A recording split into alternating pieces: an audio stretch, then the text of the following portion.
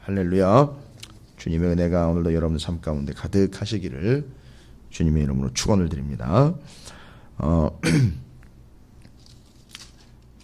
재판을 받기 위해서 로마의 또 총독 앞에서 바울이 서게 됐고 가이사라까지 이송되어 와가지고 지금 현재 가이사라로 이송되어 온 지 닷새 만에 유대의 종교 지도자들 대제사장이 중심으로 해서 유대의 종교 지도자들이 가이사라의 총독 앞에 또 와 있는 상태고, 그래서 그 유대의 총독 앞에 가이사라 그 유대의 총독 앞에 대제사장과 종교 지도자들 더둘로라는 변호사를 대동을 해가지고 왔죠. 그러니까 하여튼 단단히 작정을 하고 온 거죠. 그러니까 이건 뭐 이참에 아예 사도 바울을 완벽하게 정리를 해버리겠다. 꼼짝 없이 걸려들게 하겠다. 그래서 더둘로라는 헬라어에 능하며 라틴어에 능하며 로마의 법에 아주 능한 법 전문가죠. 더둘로를 데리고 와서 바울을 얽어매려고 한 차례 바울에 대해서 고소 고발이 있었던 상태고, 그 뒤에 이 아주 나쁜 인간입니다. 이 온 로마 제국의 전염병과 같은 존재라 이거 가만두면 안 됩니다. 이 사람이 정치적으로도 문제이고 뭐 종교적일 뿐만 아니라 정치적으로도 문제이기 때문에 총독께서 이 문제는 판단을 하셔야 됩니다. 이제 한 차례 소나기 퍼붓듯이 그냥 막 퍼붓고 바울에 대해서 그릇된 증언을 고발로서 퍼부어댔습니다. 자, 그 뒤에 이제 이어지는 얘기죠. 바로 그런 말도 안 되는 고소 고발로 인해서 더둘로가 쫙 이제 펼쳐냈던 바울에 대해서 공격을 했던 내용 뒤에 사도 바울이 이제 변명이라고 이야기를 하는데, 이 말 자체가 조금 아쉬워요. 이 변명이라는 말이. 그러니까 우리가 소위 말하는 자기는 아니다라고 발뺌을 한다거나 잠깐 그것을 모면하려고 하는 미봉책의 개념이 아닌데, 변명이라는 말을 쓴 것은 변명이라는 말 속에서 변명보다 더 큰 바울인지 변론이 나오기 때문에 아마 그런 효과로 이제 사용한 것 같습니다. 총독이 바울한테 머리를 이제 끄덕거리면서 시작이 되죠. 바울의 변명을 이제 지시를 합니다. 할 말이 있으면 한번 해봐라라는 식으로 고개를 까딱거리면서 이제 표시를 해줍니다. 네가 이 주장들에 대해서 유대에서 온 이 사람들이 주장하는 바에 혹시 변명거리가 있으면 늘어나 봐라, 뭐 이런 식으로 주목을 하게 만들죠. 참 우리도 이 본문을 읽다 보면 이제 주목을 하게 돼요. 과연 바울이 뭐라고 얘기를 할까? 거기 모인 사람들도 다 마찬가지일 겁니다. 과연 이놈 바울이 뭐라고 이게 변명을 하면서 이제 이 위기를 모면하려고 할까? 대개 다 그렇게 생각을 하겠죠. 이걸 어떻게 모면을 하려고 할까?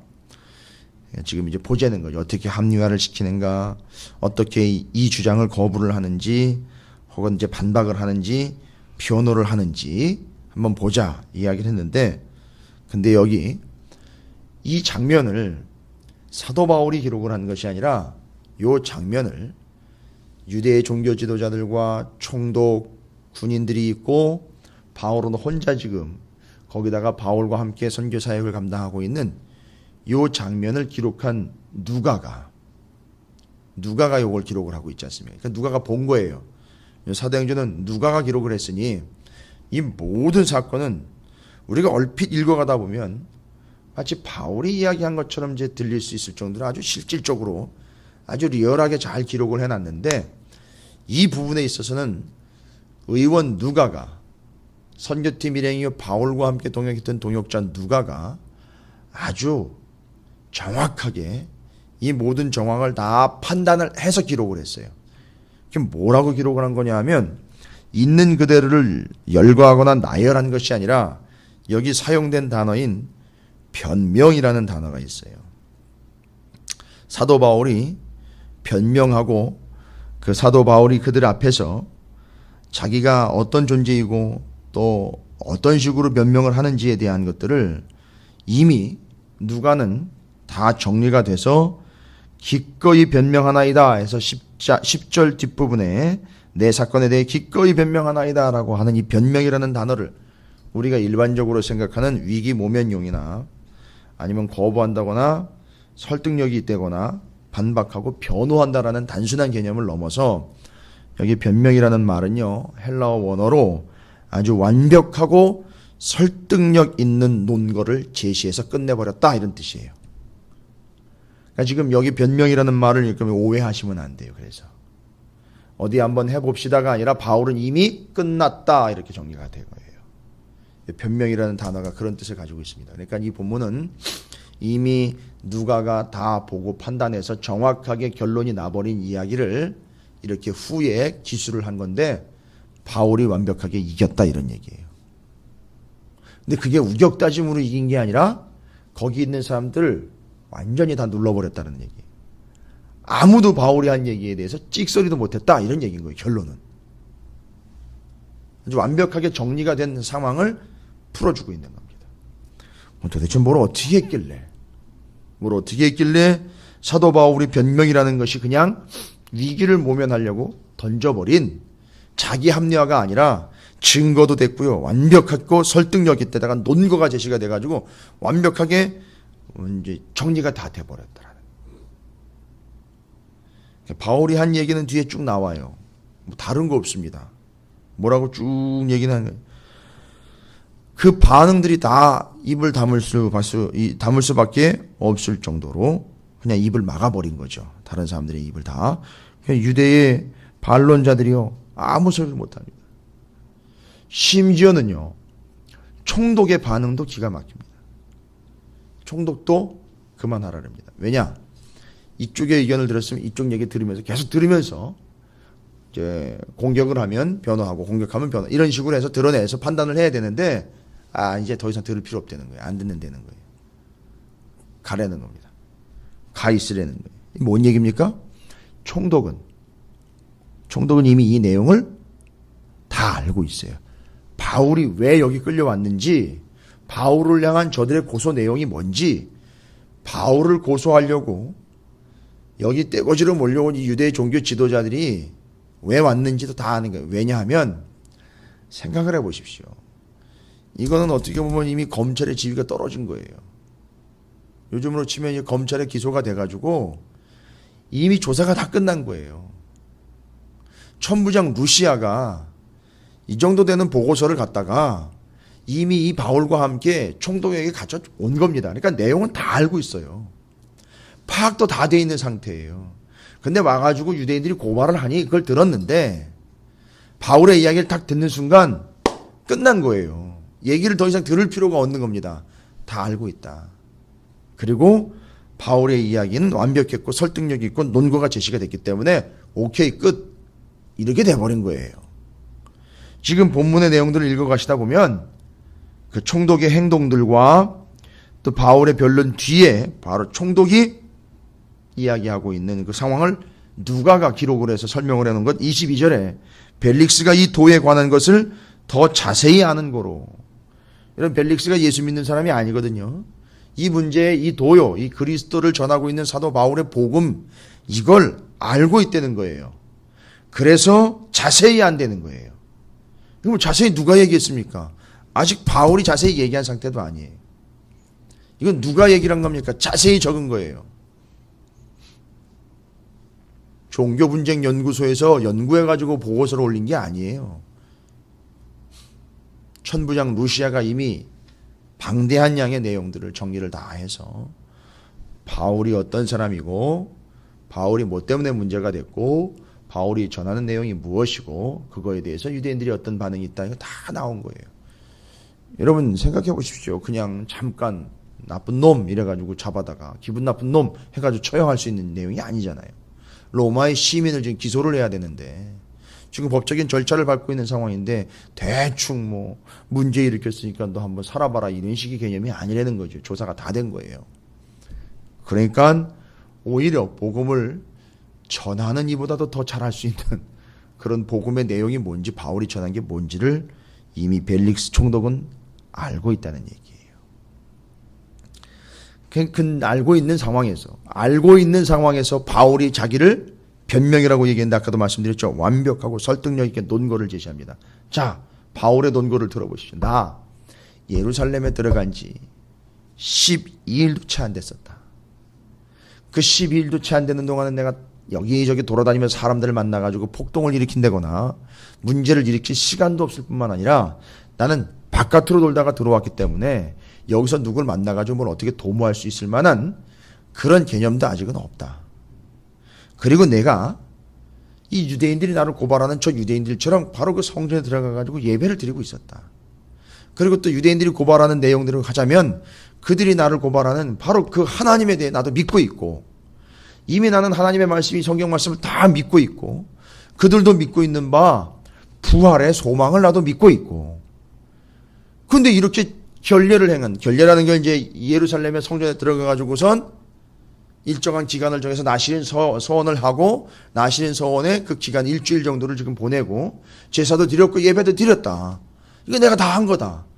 근데 문제가 있다면 내가 그렇게 다 준행하고 믿고 소망을 가지고 이 심전은 성전에 들어가서 예배를 드리고 제사도 다 드리고 있는데 이 아시아 쪽에서 온 유대인들이 와가지고 나를 잡아 죽이겠다고 폭동을 일으켰으니 폭동을 일으킨 건 내가 아니고 오히려 따지자 보면 아시아에서 온 그 유대인들이 폭동을 일으켜가지고 문제가 이렇게 이루어지게 된 건데 저들은 지금 그 폭동의 책임을 나한테 묻고 있는 뿐만 아니라 폭동을 일으킨 사람들은 정작 잡아오지도 않고 그 사람들이 나한테 대해서 뭔 이유로 폭동을 일으켰는지 물어보지도 않고 이렇게 나에 대해서 일방적으로 몰아붙이고 있으니 내가 로마의 법에 호소할 수밖에 없는 거 아니냐. 더군다나 나는 로마 시민이다.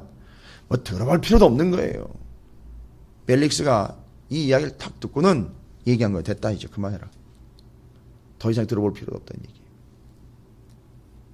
이 이야기 자체가 어땠다는 거죠? 누가의 설명에 의하면 이 바울이 지금까지 잠깐 동안 있었던 그 유대 예루살렘에서의 그 일들, 폭동이 일어난 일들, 유대인들과 바울 사이에서 관계 이걸 다 듣고는 바울의 이 변명이요.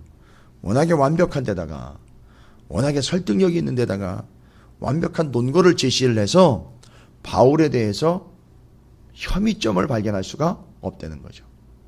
바울의 얘기는 뭐예요? 이게 로마의 법과 정치적으로 뭐가 문제가 되는 겁니까? 이렇게 돼버리는 거예요. 근데 벨릭스는요.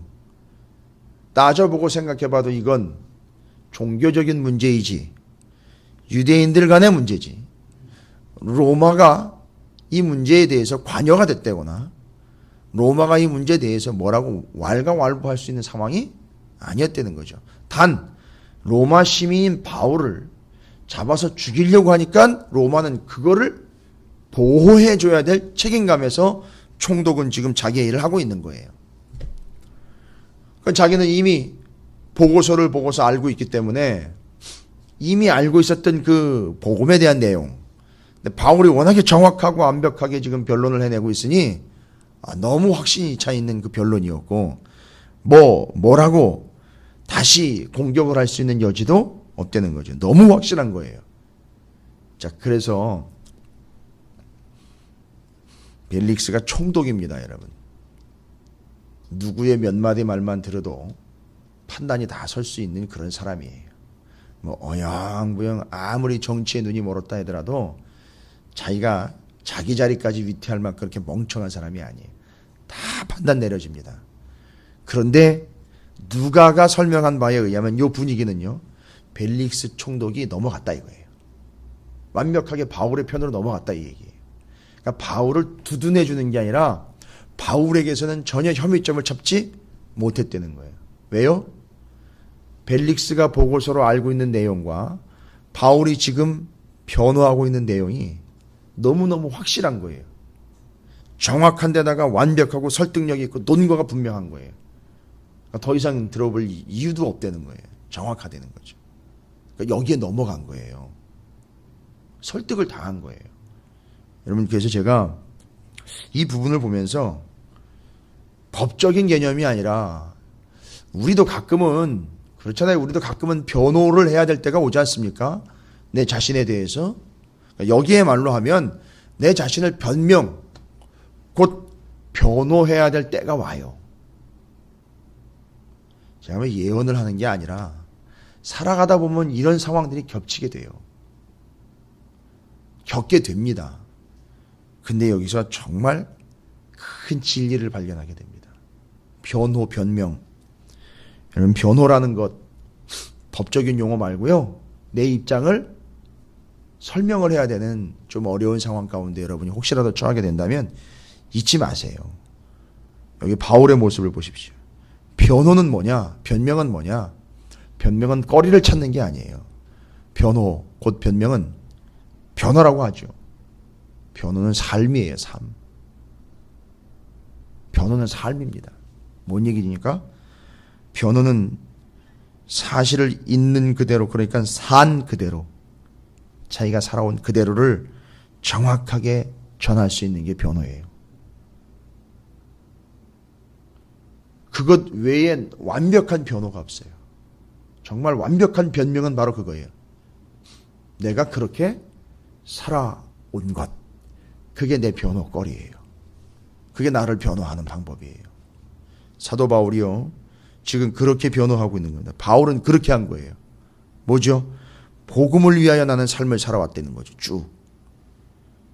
그러니까 삶의 변호는 곧, 잘 보세요. 바울은 자신의 삶은 변호거리인데, 자신의 삶을 변호하는데, 변호는 곧 자기 삶이었었어요. 근데 자기의 삶은 어떤 삶이었습니까? 복음을 위한 삶이었었어요. 자기를 변호하는 듯 했는데 결론을 보니까 복음을 증거하는 게 되어버렸어요. 이 변호가. 이 변명이, 이 변호가 내 삶이잖아요. 내 삶을 변호하는데 바울의 삶은 복음을 위한 삶이었었어요. 자기 삶을, 자기 처지를 변호하는데 결국 이것이 뭐가 되어버렸냐면 복음 증거가 됐다는 거예요. 그 복음 증거하는 것을 듣는 순간 벨릭스조차도 뭐라고 여지점을 발견하지 못하는 거예요. 그냥 정확하다, 명확하다. 이건 뭐예요? 복음이 완벽하다, 복음이 명확하다라는 개념이 아니라 복음대로 살아온 너를 보니까, 그리고 그걸 변호하고 있는 너를 보니까 맞는 얘기로구나. 네가 그것대로 그렇게 했구나. 이렇게 인정받는 거예요, 지금. 그러니까 거기다 대고 뭔 얘기를 안 하는 거예요. 그래서 벨릭스가 이 도에 대해서 더 자세히 알기 때문에 바울의 이야기를 쭉 듣고는 천부장 루시아가 내게 올 때까지 기다려라, 이렇게 얘기를 해버린 거예요. 시간을 보는 거죠. 또 지금 여기서 이 문제를 판결 못한다는 얘기예요. 여러분, 이 분위기를 여러분이 잘 정리를 하셔야 됩니다. 잊지 마십시오. 여러분이 언젠가 여러분의 삶을, 여러분의 처지를 변호해야 될 때가 온다면 여러분의 삶이 여러분의 변호가 되는 거예요. 변호는 결정적인 순간에 현란한 말이나 화술로서 변호가 되는 것이 아니라 살아온 삶이 변호가 되는 거예요. 절대 잊지 마십시오. 이건 우리 아이들에게도 철저히 가르쳐야 되겠죠. 그동안에 그렇게 살아온 것이 변호가 되는 거예요. 여러분이 실제로 그렇게 한 것이 변호가 되는 거예요. 바울은 그렇게 했다라고 이야기했고, 법적인 절차를 따져서 변호사들의 어투라든지 법적인 어투와 용어를 써서 자기를 변호한 것이 아니라 나는 이렇게 살았습니다라고 정확하게 이야기했는데 그게 정확하게 받아들여진 거예요. 자, 이것이 진정한 변호입니다. 뭐 쭉 중간에 이제 10절부터 21절까지 쭉 이야기한 내용들이 이제 제가 좀 전에 얘기드렸던 바로 바울이 총독 앞에서, 유대인들 앞에서 쭉 이야기했다. 내가 이렇게 했었고 이렇게 했었고 쭉 얘기한 그게 바로 변호의 내용이었어요. 그게 삶이었습니다. 워낙에 그게 정확하고 분명하니까 여러분, 사도 바울이 워낙에 정확하고 분명하고 완벽하고 설득력 있는 논거를 제시한 자기 변호가 끝나고 난 다음에 벨릭스가요, 이게 완벽했다라는 걸 인정해요. 바울이 더 이상 다른 얘기를 들어볼 필요가 없다. 구차하게 변명하지도 않고 더 이상 뭔가 다른 변명거리를 지금 찾아낼 필요도 없다. 이 문제는 끝난다는 거죠. 여러분, 뒤에 보면 벨릭스가 이 바울의 완벽하고 설득력 있는 이 자기 변호를 통하여 상당하게 벨릭스 마음 가운데는 이 와닿는 게 있었던 것 같아요. 와, 내가 변호사도 없을 뿐만 아니라 자기 자신을 저렇게 완벽하게 변호하는 인간 내가 생전 처음 본다, 이런 거였었어요. 거기다 대고 다른 얘기 안 하죠. 이걸 어떻게 알 수 있느냐 하면 이건 벨릭스가 인정한 거를 누가가 기록을 한 거니까 어디에 나옵니까? 나중에 또 불러요. 바울을 또 부릅니다. 물론 그 속에는 아주 사악한 의도도 담겨져 있었지만 여러분 시시한 사람 불러가지고 듣고 하지 않잖아요. 어쨌든. 그런데 24절에 보면 이 완벽한 이 바울의 자기 변호가 곧 삶으로 드러난 자기 복음을 위하여 살았던 그의 완벽한 모습을 통해서 마음 가운데 벨릭스도 움직였던 것 같아요. 특별히 그의 아내의 언급이 됩니다. 뭐 여러 군데 언급되는 것도 아니고 여기서 언급되는데 뭐라고 나오냐면 수일 후에, 바로 이 바울이 자기를 변호한 내용을 듣고 난 수일 후에, 며칠 뒤에 벨릭스가 그 안에 유대 여자 드루실라와 함께 와서 바울을 불러 그리스도 예수 믿는 도를 듣거늘. 이거는 요 24절 한 절은 바울이 자기를 완벽하게 변호해낸 그 사건 그거 때문에 이루어진 일이에요. 워낙에 완벽하고 정확하니까, 분명하니까요. 논리가 정연한 게 말이 앞뒤가 잘 맞아 조리가 맞았다 이 개념이 아니라 삶과 지금 이야기하는 게 너무 일치가 딱 돼버리는 거죠. 그러니까 그게 궁금한 거예요. 그러니까 그거에 설득을 당한 거예요, 이 벨릭스가. 그래서 자기 아내인데 아내를 보니까 유대인 아내예요. 이게 보통 사람이 아닙니다. 유대인 아내를 아내로 맞았어요. 이유는요, 유대인 아내가 너무 예뻤다거나 유대인 아내가 자신을 유혹해서의 개념이 아니에요. 이거는 벨릭스의 정치적인 성향이에요. 유대인 아내를 맞이해서 유대의 총독으로서 유대인들을 생각하며 나는 유대인들 편입니다라는 걸 알려주기 위한 정치적인 행보이기도 하죠. 그러니까 이런 사람이에요, 이 사람이. 그런데 누구의 얘기를 들을 게 아니에요. 자기한테 이익이 안 되면 안 들어요. 자기한테 득이 안 되면 안 하는 일이에요. 그런데 바울을 불러가지고 자기 아내와 함께 그 복음을 다시 들었다는 거죠. 물론 전제는 믿으려고가 아니에요. 워낙에 완벽하게 정리가 되다 보니까 바울의 모습을 통해서 감동이 된 건데 다시 들었습니다. 그런데 바울이 25절에 그들에게 전한 내용이에요. 길지도 않아요. 정확하게 누가가 정리했습니다. 바울이 뭐에 대해서 이야기했다고요? 세 가지예요. 의와. 여러분, 의를 이야기한다는 얘기는요, 의를 이야기하려면 반드시 유대인들은 뭐를 이야기해요? 의롭게 되기 위하여 뭐를 합니까? 율법을 지키죠. 그러나 바울이 의를 이야기했다는 얘기는 반드시 누가 언급이 됐다는 얘기죠? 예수 그리스도가 언급된 거예요.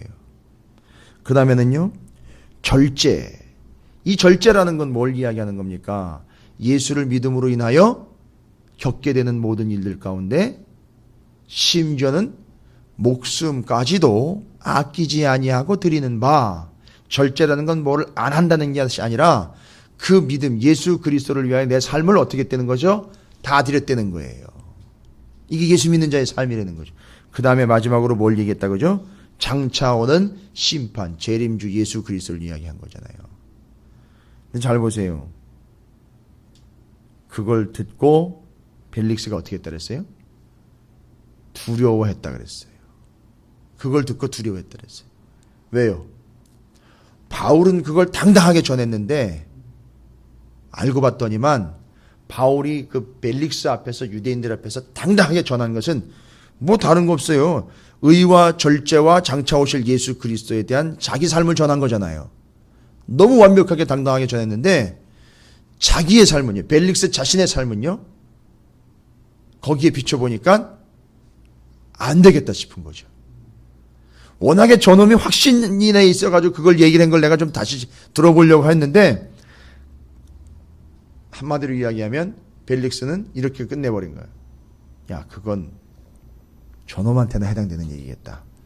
나한테는 해당 안 되겠다. 끝나버린 거예요, 거기서.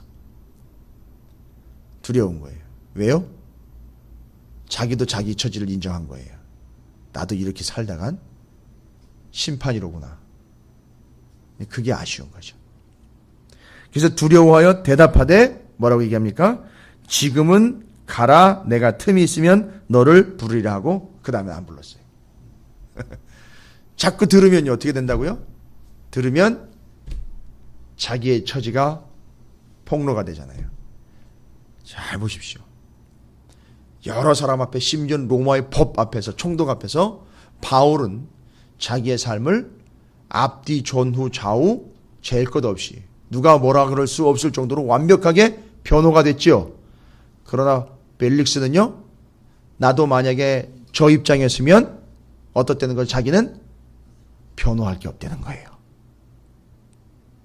나는 그냥 영락없이 당하는 인생 되겠다 싶은 거죠.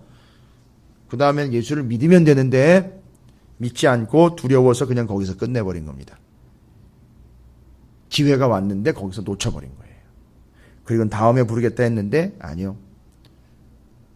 믿음은 들음에서 나는 것이고, 들음은 바로 그 예수 그리스도의 그 도, 말씀, 진리인 복음을 통해서인데, 벨릭스는 그 다음에는 기록이 되어 있잖아요. 그 다음 얘기는. 왜 이 사람이 이렇게 쉽게 받아들일 수 없는 것일까, 복음을. 바로 그의 삶이에요. 제가 아까 변호는 삶이라고 그랬죠. 이 사람의 삶이, 이 사람이 이 살아온 삶 자체, 패턴 자체가요, 어떤 삶이었느냐 하면 뒤에 나와 있습니다. 26절, 27절. 다음에 그 도를 다시 듣기 위해서 내가 부르겠다 했는데, 그 다음엔 도를 듣기 위해서, 그 복음을 듣기 위해서 부른 적은 단 한 번도 없고요. 왜 불렀는지, 그 다음에 부른 이유를 이야기합니다. 그 다음에도 불렀어요, 바울을. 동시에 또 바울에게서 뭐를 받을까? 26절에 돈을 받을까 바라는 고로 더 자주 불러서 같이 이야기하더라. 목적이 뭐예요, 이 사람이? 목적은 돈이었어요. 아예 자기가 복음을 받아들일 수는 없는 입장이라는 걸 정확히 하고, 바울을 불러서 이야기한 목적은 돈이었습니다. 그 다음에요, 27절에 이태가 지난 후 2년이에요. 2년 동안 이 짓거리를 한 거예요. 보르기오 베스도가, 그러니까 지금 이제 총독이 바뀝니다. 베스도가 벨릭스의 소임을 이어받으니, 벨릭스가, 그 전에 벨릭스 아닙니까? 베스도로 바뀌기 전 벨릭스가 유대인의 마음을 얻고자 하여 바울을 구류하여 두니라. 2년 동안 구류하여 둔 이유가 뭐예요? 2년 동안 여기다 가둬둔 이유가, 가이사라에 가둬둔 이유는 바울에게서는 돈을 얻어낼까. 그 다음에요, 자기는 유대의 총독이니까 유대의 아내를 얻을 정도로 유대인들에 대해서 생각을 하고 있으니, 유대에 자기가 총독으로 있는 동안은 아무 일 없이 유대인들의 마음을 사서 유대인들이 좀 조용히 자기 임기를 잘 마치고 갈 수 있도록 해주는 게 목표였다는 얘기죠. 그래서 바울을 2년 동안 가둬둔 이유는 유대인들의 마음을 섭섭하지 않게 해서 자기 위치가 위험해지지 않게 하려고 했던 거예요. 두 가지 목적이었던 거예요. 그러니까 바울을 가둬두면 2년 동안 돈 얻어낼까, 돈 뜯어낼까, 유대인들한테 인정받을까, 이 두 가지였었어요. 그러니까 유대인들이 조용한 거예요. 어쨌든 잡혀 있으니까요. 그러니까 고소고발 사건이 줄은 거예요. 없어진 거고, 바울은 바울대로 갇혀 있는데 그 바울을 통해서 돈을 얻어내려고. 여러분, 이 바울이 상당한 재력가도 아닌데 바울한테 돈을 뜯어내려고 했다는 얘기예요. 이 뭘까요? 마치 이건 개척을 한 김성호 목사한테 와가지고 돈 뜯어내려고 덤비는 거나 마찬가지인데, 저는 상당히 얘기하죠. 가라, 난 거지다, 돈 없다. 근데 이게 바울을 지금 돈을 뜯어내고, 이게 뭐예요? 이거 뭘 보긴 본 거예요, 지금. 바울이 뭔가 있다라는 걸 본 거예요. 뭘 본 겁니까? 변호했잖아요. 자기 입장 변호할 때 동족과 예루살렘의 교회를 위해서 이방의 교회들이 헌금해 준 거를 가지고 그들을 구제하고 그들을 도와주기 위하여 걷어서 들어왔다. 요걸 안 놓친 거예요. 그리고 보고서에도 그게 들어가 있어요. 이 사람은 소위 말하면 헌금 수송 차량입니다, 이 얘기한 거예요. 여러분, 그 돈 적당하게 그러면 선교비 개념으로 이렇게 요즘처럼 이제 돈 몇백 개념이 아니에요. 교회들마다 거두어준 어마어마한 금액입니다. 그게 예루살렘 교회의 재정에 큰 보탬이 될 만한 그런 수준이에요.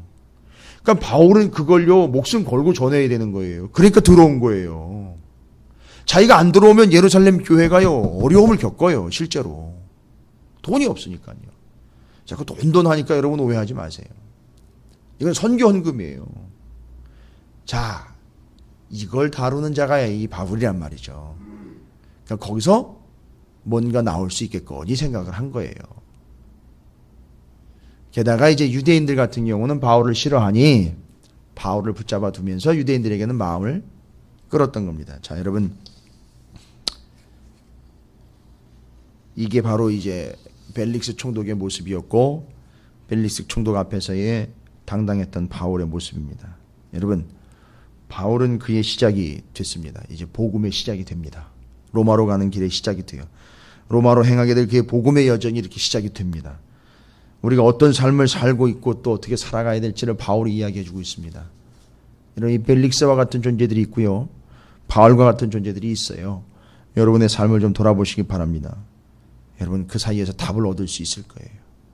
여러분이 좀 여러분의 삶을 변명 삼아 살아가는 삶이 아니라 정확하게 변호하는 삶이 되기를 주님의 이름으로 축원을 드립니다. 변호는 삶이에요. 여러분이 그렇게 살아가는 것이 여러분을 변호해 주게 될 줄로 믿습니다. 근데 그 내용이 바울처럼 복음이 되시기를 주님의 이름으로 축원을 드립니다.